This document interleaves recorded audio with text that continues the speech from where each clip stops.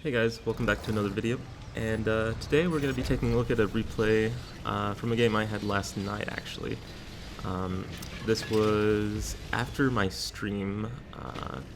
Originally I had planned on taking a look at some other tanks that had been buffed in the patch, the E5, T57 Heavy, the M48 120. Those were the tanks I was kind of more focused on my stream at least. Because they definitely received some pretty hefty buffs in yesterday's update. And the K-91, while it did receive a slight buff in a couple of characteristics, a little bit of terrain resistance. Taking a look, we have rotation speed for the turret. Accuracy got a small bump, as well as the dispersion penalty during turret rotation.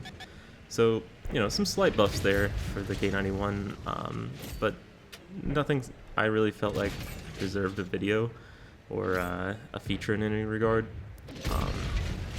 But I did have this game, and I feel like it was a pretty decent game, so I wanted to show it. It was a lot of fun to play, and yeah.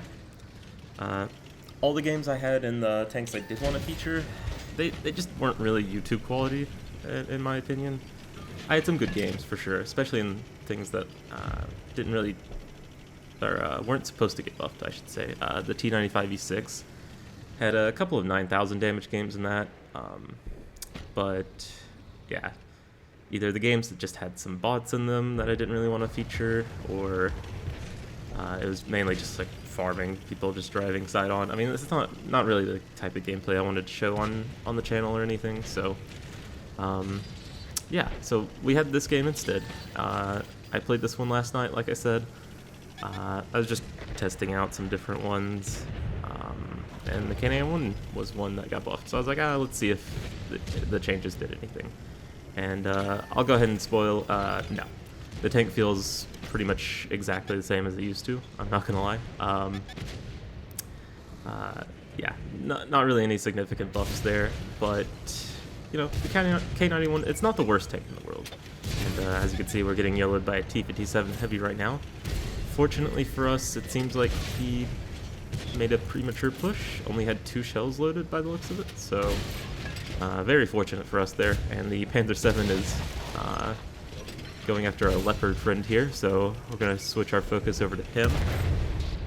Artie puts a nice shot into him as well, tracks him. Try not to block our Leopard here, but unfortunately I kind of ended up doing it, so apologies for that. Not really too many places I could go there. And right now I'm just trying to block this Cannon and Jagdpanzer from getting around this rubble pile. These rubble piles are actually like really slippery, so if you can get a tank kind of wedged there, and we do manage to track him, and yeah, I mean right now it's just using the tank's relatively high DPM. Not as high as tanks like the American mediums now. With those alpha buffs, they are definitely putting out significantly more DPM than a tank like this. But it's still not too bad. And we're already up to 5,500 damage, and the score still 10-10, so plenty more to do here. Finding the third Cannon and Jagdpanzer here. See if we're able to finish him off. We do. And yeah, now focusing our attention toward the mediums in the middle here. I think about going after this T62A, because I really want to go after a big game here. We're already up to 6,000. But I think better of it. We don't really know who's peeking the EF line here, and they have very good shots all the way from the field side. So I'm just going to go ahead and turn around, see if I can get a different angle, probably coming down the G line here. But yeah, so the K-91. Probably one of the better Russian mediums, in my opinion. The T62A is kind of a powerhouse when it comes to like DPM and stuff, mobility as well. But the K-91 gun just feels so great with the, I think it's best in class shell velocity, right? 1,700 meters a second, I believe, on its APCR rounds. Very good accuracy, aim time, all that. The gun handling feels superb. I do still run stabilizer on this just to kind of max it out, because I feel like that's the quality of the tank that just makes the tank so great. But if you don't want stabs, you can drop it Another good loadout would be Gunrammer Camonet Optics if you want to go for more of a scouting build. Maybe even something like Traction or something for some speed here. But yeah, a little bit of driving around here, just trying to find the right angle. Already looks like he gets a good shotgun into the E50M. We're going to go after the K-91 now. And yeah, he puts a shot, only tracks us here, so I believe I'll have the better reload. I do have a fully maxed out crew, equipment, and I have food pops, so I'm pretty confident there. And really I was just trying to chase some damage here because we were already up to a pretty decent game. And just wanted to get back to the other side before my team, you know, killed theirs. And yeah, unfortunately for our team, looks like they are getting picked off one by one. I believe it's a Ruthless, a 114, and an STRVK that's holding them off now, as well as RD support. So we're going to rocket over here, see if we can maybe push our damage total a little bit higher. Berlin, not a bad map for the K-91, surprisingly. This tank can actually side scrape pretty well, and I'm going to try to do that here.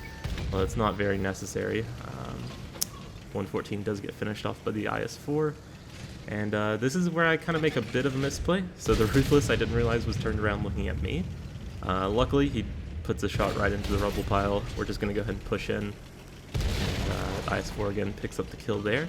And I'm thinking this STRV is kind of trying to drive around this IS-4 here. That's what I was thinking, at least. Just trying to flank my teammate here. But I see our Cannon Jagdpanzer peeks the alleyway, doesn't spot him. So instead I'm going to focus my attention over on Artie, since artillery got the HP buff. There is quite a bit of damage to farm on those. And you know, he gets a good shotgun on our Artie actually. And right now I'm just thinking maybe we can hit 10k here. I mean, who knows? STRVK gets spotted. He was actually trying to flank me in the Cannon Jagdpanzer. He's still pretty healthy, 1400 health. And we put one right into his tracks. Unfortunately, not able to pin that. Rushed the shot a bit there. Definitely could have aimed better. We put the second one in though. See if we're able to put a third. We do. Cannon Jagdpanzer rams him. We're going to focus back on the artillery here. Put one shot into him. He does shotgun us. Kills our gunner. Damages our turret. But we have our repair and medkit. And we're just going to push up and go ahead and get the kill on him. So yeah, not a bad round. 7 kills, 9,854 damage, and a little bit of assist as well. Ironically, if I had pinned that shot on the STRVK, it would have been over 10,000 damage. And I believe we went 34 shots pinned out of the 35 fired. Only the STRVK shot into the track was the only one not pinning there. So a bit unfortunate not to stack the 10k, but still felt like this was a pretty fun round. Still wanted to feature it as well. All in all, I've really enjoyed playing the K-91. I think it's kind of the jack of all trades Soviet medium. I think the armor layout and turret position make it a very effective brawler, while the shell velocity and accuracy make it very good at sniping.